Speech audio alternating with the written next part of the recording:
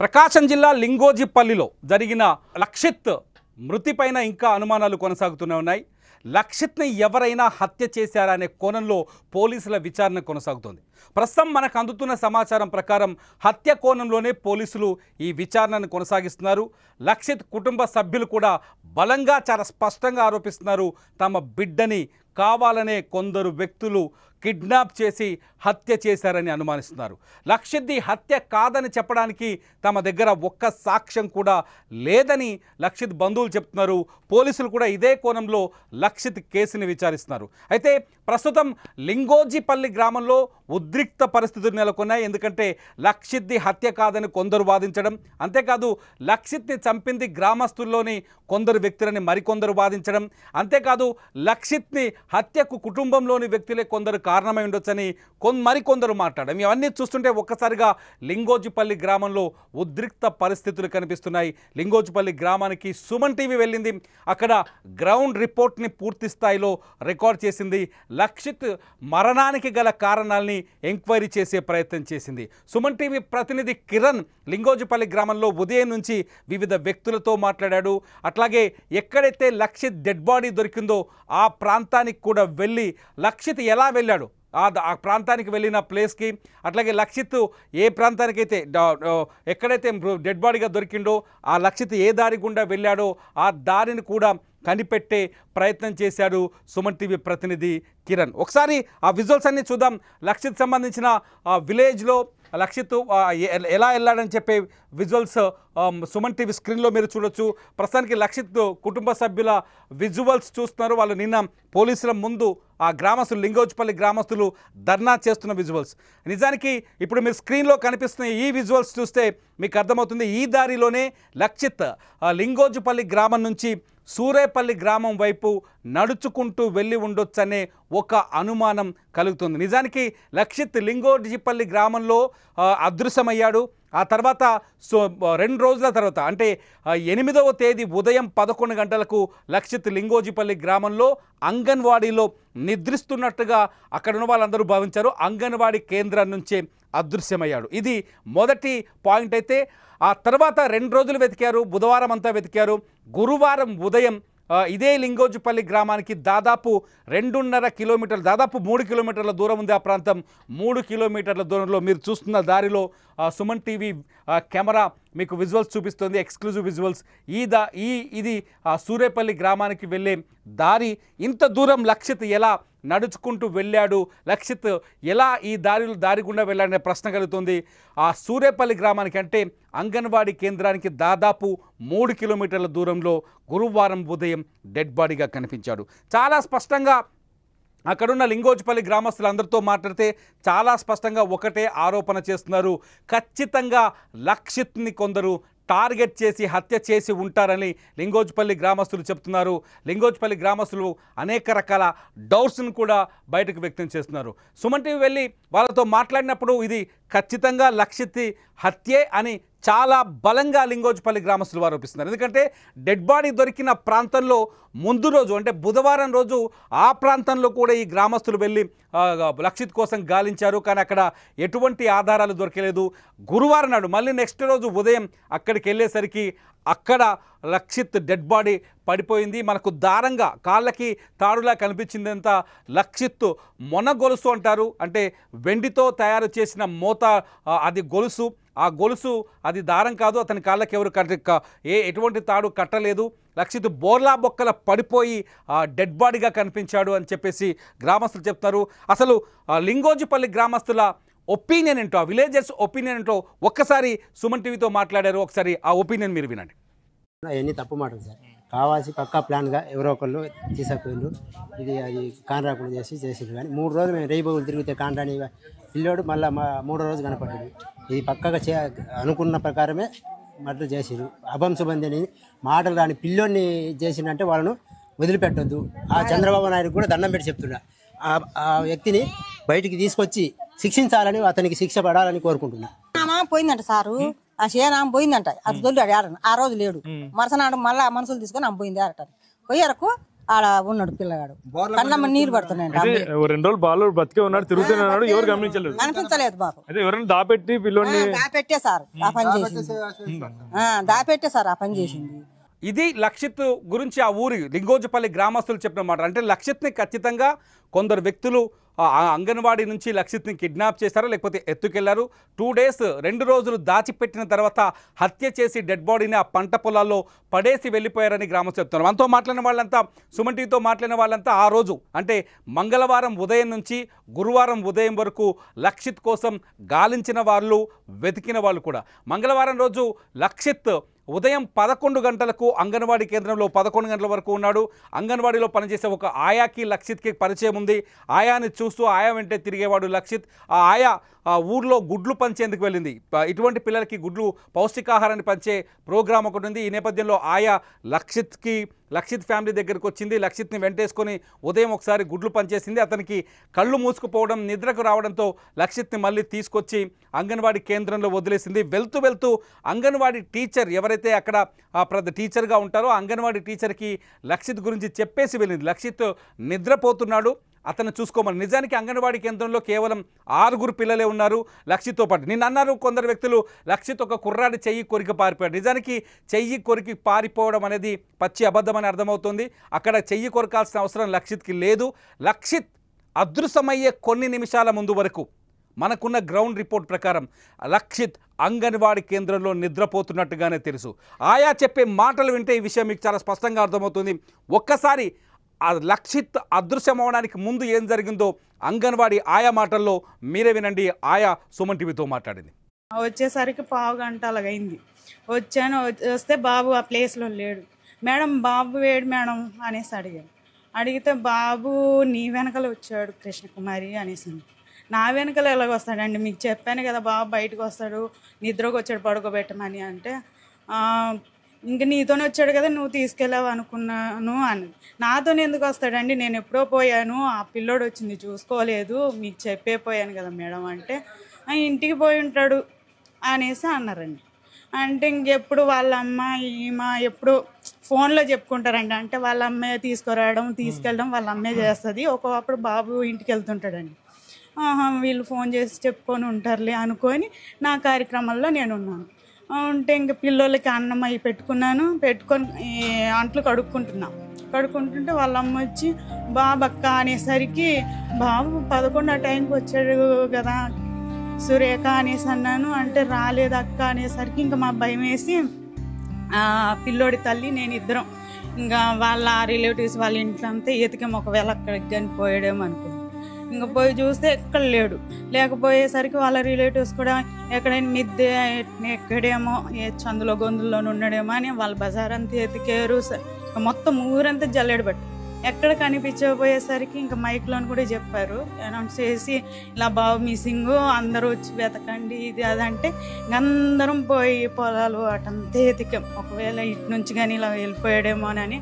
అంటే మిస్సింగ్ అలాగే అయ్యాడు అనుకోవాలా, ఏదో ఎక్కడో నిద్రకు వచ్చి అలా బయటికి పోయి ఎక్కడన్నా పడుకున్నాడేమో నేను పడ్డాడేమో అన్నట్టుగా మేము వెతుక్కున్నామే కానీ ఇలా మిస్ అవుతాడు. వచ్చేసరికి 1/2 గంట అలాగైంది. వస్తే బాబు ఆ ప్లేస్లో లేడు. మేడం బాబు వేడు మేడం అనేసి అడిగితే బాబు నీ వెనకాల వచ్చాడు కృష్ణకుమారి అనేసి. నా వెనకాల ఎలాగ వస్తాడండి, మీకు చెప్పాను కదా బాబు బయటకు వస్తాడు. ఒకసారి మనం ఆయా ఎవరైతే హాస్టల్లో ఆ బాబుకి లక్షిత్కి లాస్ట్ టైం భోజనం పెట్టిన ఆయా ఈ ఆయానే చివరిసారిగా ప్రాణాలతో లక్షిత్ని చూసింది. ఈమె చూసినప్పుడు లక్షిత్ ప్రాణాలతోటే ఉన్నాడు. ఈమె ఎప్పుడైతే ఊళ్ళోకి వెళ్ళేటప్పుడు హాస్టల్లో ఏదైతే అంగన్వాడీ కేంద్రం ఇప్పుడు తను ఎక్కడైతే నిల్చొని సుమన్ టీవీతో మాట్లాడిందో అదే కేంద్రంలో లక్షిత్ని వదిలేసి వెళ్ళింది. అక్కడే నిద్రపోతున్న బాలుని వదిలేసి ఆమె ఊళ్ళోకి వెళ్ళి గుడ్లు పంచేందుకు తన ప్రోగ్రాంలో తనుంది. తిరిగి వచ్చేసరికి బాబు కనిపించట్లేదు. బాబు కనిపించకపోయేసరికి ఈలోపు లక్షిత్ తల్లి ఎవరైతే ఉన్నారో సురేఖ ఆమె బాబు కోసం అంగన్వాడీ కేంద్రానికి వచ్చింది. నిజానికి అక్కడ బాబు ఇంటికి వెళ్ళిపోయాడని అనుకున్నారు, ఎందుకంటే రెగ్యులర్గా అటువంటి సందర్భాలు గతంలో రికార్డ్ అయ్యాయి. సో రెగ్యులర్గానే ఆ బాబు నిద్ర లేచి ఇంటికి వెళ్ళాడని అంతా భావించారు, కానీ అతను ఇంటికి వెళ్ళలేదని వాళ్ళ మమ్మీ వచ్చాక కానీ తెలియలేదు. లక్షిత్ తల్లి అంగన్వాడీ కేంద్రం దగ్గరకు వచ్చింది. అంగన్వాడీ కేంద్రం దగ్గరకు వచ్చి లక్షిత్ని అడిగితే, అయ్యో అప్పుడే వచ్చేసాడు కదా బాబు అని ఈమె ఎవరైతే ఆయా ఉందో, ఈ కృష్ణవేణి అనే ఆయా, ఆమె కృష్ణకుమారి అనే ఆయా, ఈమె సమాధానం చెప్పింది. దీంతో ఒక్కసారిగా ఆందోళనకు గురైన లక్షిత్ పేరెంట్స్ అట్లాగే బంధువులు ఊళ్ళో వెతకడం ప్రారంభించారు. మధ్యాహ్నం 3 గంటల వరకు వెతుకులాట కొనసాగింది. మధ్యాహ్నం 3 గంటల తర్వాత ఊరిలో ఉన్న ఒక మైక్లో అనౌన్స్ చేశారు, లక్షిత్ కనిపించట్లేదు, దయచేసి ప్రతి ఒక్కరూ లక్షిత్ని వెతకండి అని చెప్పేసి. ఊళ్ళో ఉన్న జనమంతా ఊరు చుట్టూ ఉన్న అటవీ ప్రాంతంలోకి పరిగెత్తారు. లక్షిత్ కోసం ఆ ఊరు చుట్టూ రేడియస్ అన్ని ప్రాంతాల్లో వెతుకులాట ప్రారంభించారు. కానీ లక్షిత్ జాడ దొరకలేదు. సాయంత్రం 4 గంటల సమయంలో ఒక్కసారిగా భారీ వర్షం వచ్చింది. ఆ రోజు మంగళవారం వర్షం వచ్చిన తర్వాత కొంత వెతుకులాట, సెర్చింగ్ ఆపరేషన్కి బ్రేక్ పడింది. ఆ తర్వాత వర్షం తగ్గగానే మళ్ళీ లక్షిత్ కోసం వెతికే ప్రయత్నం చేశారు. చీకటి పడిపోయింది, లక్షిత్ దొరకలేదు. బుధవారం ఉదయం కూడా లక్షిత్ కోసం 9వ తేదీ 8వ తేదీ లక్షిత్ కనిపించకుండా పోతే 9వ తేదీ కూడా మొత్తం ఆ ఊరు ఏదైతే లింగోజిపల్లి గ్రామం చుట్టూ అన్ని ప్రాంతాల్లో, పొలాల్లో, పంట పొలాల్లో అన్ని చోట్ల వెతికారు. లక్షిత్ ఆచూకీ దొరకలేదు. ఇక్కడ ప్రశ్నల్లా ఒకటే, 2.5 సంవత్సరాల వయసున్న లక్షిత్ ఒకవేళ తప్పిపోయి అడవిలోకి వెళ్తే ఎంత దూరం నడిచి వెళ్ళగలడు? ఇది ప్రశ్న. ఒకవేళ వెళ్ళాడు అనుకోండి, ఎవరికైనా కనపడకుండా ఉంటాడా? దాదాపు 100 మంది లక్షిత్ కోసం వెతకడం, మంగళవారం లక్షిత్ మిస్ అయ్యాడనే విషయం చుట్టుపక్కల గ్రామస్తులందరికీ తెలియడం, ఈ పరిణామాలన్నీ వేగంగా వచ్చాయి. ఎందుకంటే పోలీసులు కూడా రంగంలోకి దిగారు. బుధవారం ఉదయం డాగ్ స్క్వాడ్ని తీసుకొచ్చారు పోలీసులు. డాగ్ స్క్వాడ్ని తీసుకొచ్చిన తర్వాత కూడా లక్షిత్కి సంబంధించి చెప్పులు దొరికాయి బుధవారం రోజు ఒక కెనాల్ పక్కన, కానీ లక్షిత్ జాడ దొరకలేదు. బుధవారం సాయంత్రం వరకు సెర్చ్ ఆపరేషన్ జరిగింది. లక్షిత్ ఆచూకీ ఎక్కడా దొరకలేదు. సెర్చ్ ఆపరేషన్ సమయంలో ఏం జరిగిందో ఒకసారి లక్షిత్ తాత చెప్తాడు. లక్షిత్ తాత మాటల్లో చెప్తే మీకు అర్థమవుతుంది ఖచ్చితంగా అతనికున్న అనుమానాలేంటి. లక్షిత్ తాత అంటే లక్షిత్ తల్లి తండ్రి చెన్నకేశవులు ఆయన పేరు. చెన్నకేశవులు మాటలు ఒకసారి వినండి. చంపినారని మాకు అనుమానం సార్, ఎవరు చంపినారని మాకు న్యాయం చేయండి సార్. అంటే మీ అల్లుడు కానీ ఎవరైనా శత్రువులు కానీ ఎవరు సార్? అల్లుడు ఎందుకు చెప్తారు? అల్లుడికి శత్రువులు ఉన్నారేమన్నా? శత్రువు ఎవరు లేరు సార్, ఎవరు లేరు. ఎందుకు చేస్తారు సార్? మాకు లేరు, వాళ్ళకు లేరు. ఏమన్నా ఆస్తి కోసం ఏమన్నా పిల్లోడు ఒకే ఒక మనవాడు ఒకే పిల్లోడు ఆస్తి కోసం ఏమన్నా చేసింటారని ఏమన్నా మీరు ఆ కోణంలో ఏమన్నా అనుమానించారా? ఏమనుమానం సార్? మాకు అల్లుల మీద కానీ బిడ్డల మీద కానీ అంత అనుమానం మాకు ఎవరికి లేదు సార్. కావాల్సి చేస్తుంది సార్. ఇది ఎవరు చేస్తారు? కావాల్సిన చిన్న పిల్లని చంపాల్సిన అవసరం ఎవరికి వచ్చింటది? ఎవరికంటే పరమాత్ముడు తెలుసు, వాళ్ళకి చేసేసిన కూడా తెలుసు సార్. చంపినారని మాకు అనుమానం సార్, ఎవరు చంపినారని మాకు న్యాయం చేయండి సార్. అంటే మీ అల్లుడు కానీ ఎవరైనా శత్రువులు కానీ ఎవరు సార్? అల్లుడు ఎందుకు చెప్తారు? అల్లుడికి శత్రువులు ఉన్నారేమన్నా? శత్రువు ఎవరు లేరు సార్, ఎవరు లేరు. ఎందుకు? ఇది అంటే మంగళవారం అదృశ్యమైన లక్షిత్ బుధవారం అంతా ఎక్కడున్నాడు? బుధవారం ఎక్కడున్నాడనే మిస్టరీ బయటకు వస్తే లక్షిత్ మృతి కేసు పూర్తిగా సాల్వ్ అయ్యే అవకాశం కనిపిస్తోంది. పోలీసుల ఇన్వెస్టిగేషన్ కూడా ఈ విధంగానే కొనసాగుతోంది. 2 రోజుల నుంచి పోలీసులు ఈ గ్రామంలోనే ఉన్నారు. పోలీసులు లక్షిత్ కుటుంబ సభ్యులతో మాట్లాడుతున్నారు.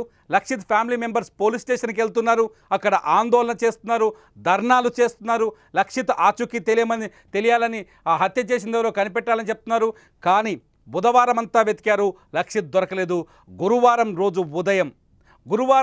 ఉదయం సూరేపల్లి గ్రామానికి వెనక వైపున్న ఒక పంట పొలంలో కంది కొయ్యలు, అంటే అక్కడ కందుల పంట ఎక్కువగా సాగు చేస్తారు, ఆ కంది కొయ్యల మధ్యలో లక్షిత్ బోర్లా బొక్కల పడిపోయి అపస్మారక స్థితి కాదు, ప్రాణాలు విడిచి కనిపించాడు. అంటే లక్షిత్ బుధవారం ఎక్కడున్నాడు?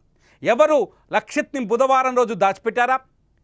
ఒక రాత్రి ఒక బాలుడు మిస్ అయ్యండి. ఇవాళ మంగళవారం ఉదయం 11:30కు ఆయా చెప్పిన మాటల్ని బట్టి చూస్తే మనకు 8వ తేదీ ఉదయం 11:30కు లక్షిత్ అదృశ్యమైతే 2.5 సంవత్సరాల లక్షిత్ 9వ తేదీ ఎక్కడున్నాడు? 10వ తేదీ ఉదయం డెడ్ బాడీగా ఎలా కనిపించాడు? అడవిలోకి వెళ్ళిపోయాడా లక్షిత్? అడవిలో అంతా తిరిగాడా నిజంగా? అడవిలో ఆకలి దప్పులు ఓర్చుకోలేకపోయాడా? పోనీ వర్షంలో తడిచిన లక్షిత్కి ఏమైనా అయిందా? లేకపోతే పాము కాటేసిందా? ఏదైనా జంతువు దాడి చేసిందా? ఏ ఆనవాళ్ళు కనిపించట్లేదు. లక్షిత్ డెడ్ బాడీ మీద చిన్న గాయాలు కూడా కనిపించట్లేదు. అతని ఎక్కడైతే తొడలపైన చిన్న చిన్న ఘాట్లులాగా గీతల్లాగా కనిపించాయని చెప్తున్నారు. అవి చెట్లో ముళ్ళ పొదలో గీసుకుపోయి ఉంటాయని కూడా అనుమానాలు వ్యక్తం చేస్తున్నారు. అంతేకాదు బుధవారం కూడా లక్షిత్ కోసం పోలీసులు డ్రోన్ కెమెరాలు తీసుకొచ్చారు. డ్రోన్లో లక్షిత్ కోసం సెర్చ్ ఆపరేషన్ కొనసాగించారు. కానీ లక్షిత్ సంబంధించిన ఎటువంటి ఆధారం దొరకలేదు. కానీ గురువారం ఉదయం లక్షిత్ డెడ్ బాడీ దొరికింది. అయితే ఇన్వెస్టిగేషన్లో డాగ్ స్క్వాడ్ ఇక్కడ చాలా కీలకమైన స్థానంలో పనిచేసింది. డాగ్ స్క్వాడ్ లక్షిత్ కోసం తీసుకొచ్చినప్పుడు నేరుగా మొదట అంగన్వాడీ కేంద్రానికి వెళ్ళింది. ఆ తర్వాత ఏదైతే సూరేపల్లికి లింగోజిపల్లి గ్రామానికి మధ్యలో ఉన్న కెనాల్ లాంటి ప్రాంతంలో లక్షిత్ చెప్పులను గుర్తించింది. మీరు చూస్తున్న విజువల్స్లో చూస్తున్నారు. ఆ తర్వాత అక్కడి నుంచి డాగ్ స్క్వాడ్ నేరుగా వెళ్ళి స్థానికంగా ఉన్న ఒక హైవేని ఎక్కింది. ఈ మాటలు ఏం చెప్తున్నాయి కాదు, పోలీసులే చెప్తున్నారు. కంబం ఎస్ఐ ఈ కేసుని ఇన్వెస్టిగేషన్ ఆఫీసర్గా ఉన్నారు. కంబం ఎస్ఐతో సుమన్ టీవీ మాట్లాడినప్పుడు ఆయన ఏం చెప్పారు ఒకసారి చూడండి.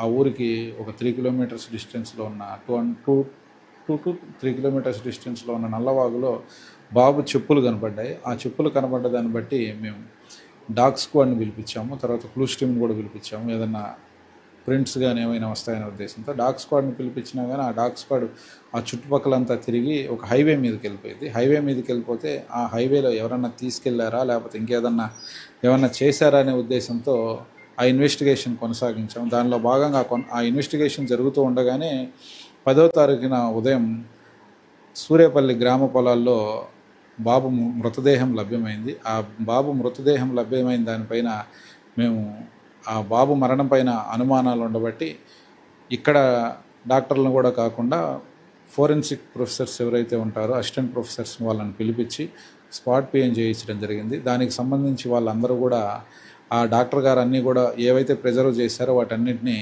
ఎఫ్ఎస్ఎల్కి పంపిస్తున్నాము.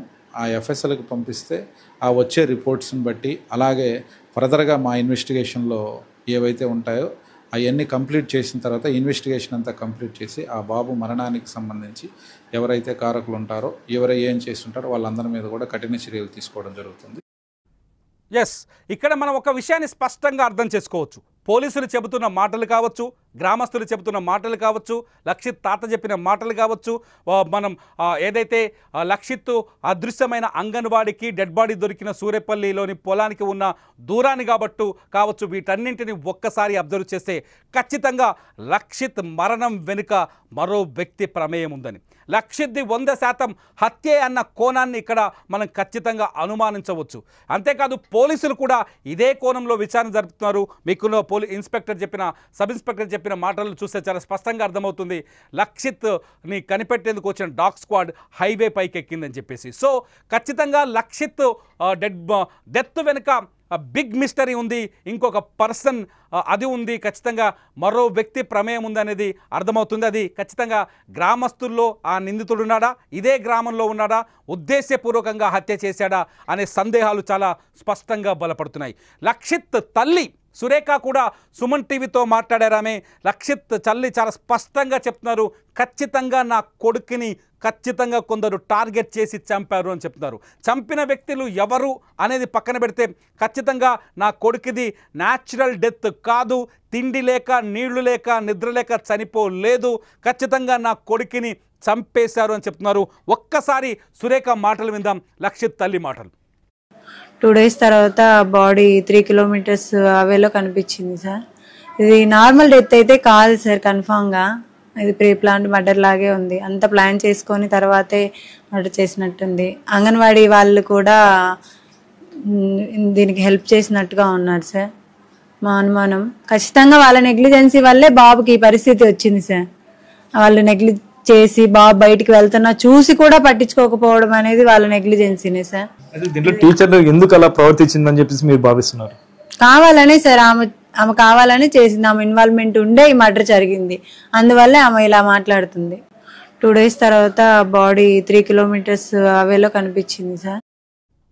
ఇది ఒకసారి లక్షిత్ తల్లి మాటలు వింటే మనకు స్పష్టంగా అర్థమవుతుంది లక్షిత్ తల్లికున్న అనుమానాలు ఏంటన్నది. లక్షిత్ హత్యలో అంగన్వాడీ టీచర్కి ఇన్వాల్వ్మెంట్ ఉంది అని ఆమె ఆరోపిస్తున్నారు. కానీ ఇందులో ఆమె ఇన్వాల్వ్మెంట్ ఉందా లేదా అని తేల్చాల్సింది మాత్రం పోలీసులు. ఒకటి, లక్షిత్ని హత్య అనే ఒక డౌట్ చాలా పెద్దగా కనిపిస్తోంది. ఎందుకంటే డెడ్ బాడీ దొరికిన ప్రాంతం లక్షిత్ మిస్ అయిన ప్రాంతానికి దూరం 3 కిలోమీటర్ల దూరం ఉంది. 2.5 ఏళ్ల లక్షిత్ అంత దూరం నడుచుకుంటూ వెళ్ళే అవకాశాలు చాలా తక్కువగా ఉన్నాయి. ఒకవేళ నడుచుకుంటూ వెళ్ళిన గ్రామస్తులు 2 రోజుల పాటు దాదాపు 48 గంటలకు పైగే లక్షిత్ కోసం గాలించారు. ఖచ్చితంగా లక్షిత్ దొరికే అవకాశం ఉంది. మొదటి రోజు 100 మంది వరకు వెతికారు. రెండో రోజు దాదాపు 500 మంది వరకు వెతికారు. పక్కూరు నుంచి వచ్చిన జనాలు కూడా లక్షిత్ కోసం గాలించారని తెలుస్తోంది. సో అప్పుడు లక్షిత్ ఎక్కడున్నాడు? నిజంగా ఎవరైనా దాచిపెట్టారా? దొరకకుండా దాక్కున్నాడా? గ్రామస్తులను చూసి భయపడ్డాడా? లక్షిత్ ఆకలితో అలమటించిన వ్యక్తి బాలుడు స్పృహ తప్పి ఎక్కడైనా పడిపోయారా? ఈ కోణాలన్నింటినీ ప్రస్ఫుటిస్తే డాగ్ స్క్వాడ్ ఇచ్చిన సమాచారాన్ని చూస్తే ఇదంతా చూస్తే హత్య అనే సందేహాలైతే బలపడుతున్నాయి. పోలీసులు కూడా సుమన్ టీవీతో మాట్లాడిన పోలీసులు కూడా ఈ కోణంలోనే విచారణ జరుపుతున్నట్టుగా చెబుతున్నారు. హత్య కోణంలోనే విచారణ జరుపుతున్నట్టు తెలుస్తున్నారు. అయితే ఈ గ్రామంలో లింగోజిపల్లి గ్రామంలో రకరకాల వదంతులు వస్తున్నాయి. రకరకాల మనుషులపైన అనుమానాలు వ్యక్తమవుతున్నాయి. కానీ ఇవన్నీ అనుమానాలు మాత్రమే. ఆ టెక్నికల్ ఎవిడెన్స్ ఇంతవరకు లేదు. హంతకులు ఎవరనే విషయం స్పష్టం కాలేదు. ఎటువంటి క్లూ కూడా పోలీసుల దగ్గర లేనట్టుగా తెలుస్తుంది. అంతేకాదు పోస్ట్ మార్టం రిపోర్ట్ కూడా ఇంకా పూర్తి స్థాయిలో రాలేదు. పోస్ట్ మార్టం రిపోర్ట్ వచ్చిన తర్వాత ఈ ఇన్వెస్టిగేషన్ మరో మలుపు తిరిగే అవకాశం కనిపిస్తోంది. ఇప్పటికైతే లక్షిత్ది అనుమానాస్పద మృతే, అది హత్యే అనే కుటుంబ సభ్యులు చెప్తున్నారు. కాదని చెప్పడానికి పోలీసులు కూడా ఇప్పటి వరకు సాహసం చెప్పలేకపోతున్నారు పోలీసులు. సో ప్రస్తుతానికి లక్షిత్ కేసు మిస్టరీ అయితే ఒక కోణంలో మాత్రం అది హత్యే అనే అనుమానం కూడా కలిగింది. నిజానికి ఈ మొత్తం వీడియో చూసిన తర్వాత మీకేమనిపిస్తుంది? లక్షిత్ది హత్య అనుకుంటున్నారా లేకపోతే సహజ మరణం అనుకుంటున్నారా? మీరేమనుకుంటున్నారో ఖచ్చితంగా ఈ వీడియో కింద కామెంట్ చేయండి. లక్షిత్ సంబంధించిన తల్లితో పాటు కుటుంబ సభ్యులు గ్రామస్తులకు సంబంధించిన ఎక్స్క్లూజివ్ ఇంటర్వ్యూస్ సుమన్ టీవీలో ఉన్నాయి. మీరు ఆ ఇంటర్వ్యూస్ కూడా ప్రత్యేకంగా చూడొచ్చు. ఈ వీడియో కింద మీ అభిప్రాయాన్ని ఖచ్చితంగా షేర్ చేయండి. లైవ్ అప్డేట్స్ కోసం చూస్తూనే ఉండండి సుమన్ టీవీ లైవ్, అట్లాగే సుమన్ టీవీ డిజిటల్ లైవ్.